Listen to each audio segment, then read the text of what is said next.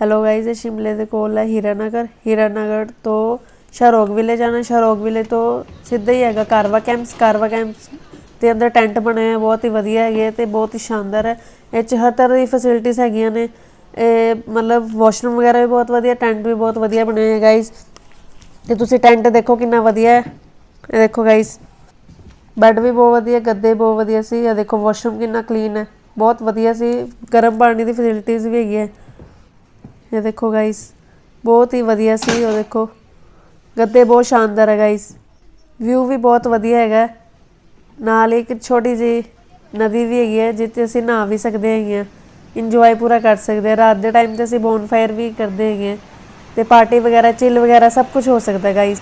DJ ਵੀ ਚੱਲਦਾ ਹੈ guys. ਅਤੇ ਮੇਰੀ ਪੂਰੀ ਵੀਡੀਓ ਦੇਖਣ ਲਈ YouTube ਚੈਨਲ 'ਤੇ ਜਾਓ, ਲਿੰਕ ਮੈਂ ਡਿਸਕ੍ਰਿਪਸ਼ਨ 'ਚ ਪਾ ਦੂੰਗੀ ਅਤੇ ਉੱਥੇ ਮੇਰੇ ਚੈਨਲ ਨੂੰ ਸਬਸਕ੍ਰਾਈਬ ਕਰੋ ਗਾਈਜ਼। Bye bye.